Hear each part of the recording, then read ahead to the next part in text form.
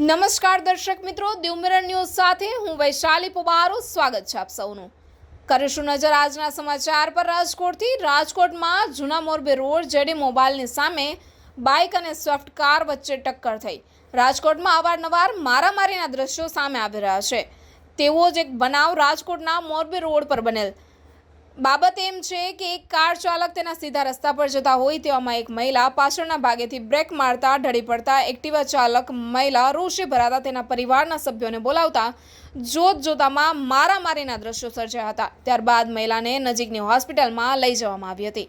Reporter Dilip Gohel, Diu mirror news, Rajkot.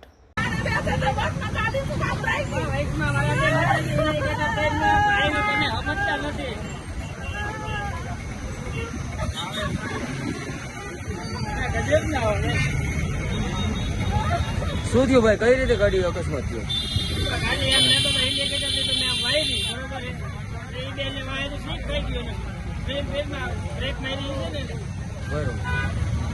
નમસ્કાર મિત્રો, હું ફિરોઝ ઈરાની આજે તમને એક નવી વાત કરવા આવ્યો છું।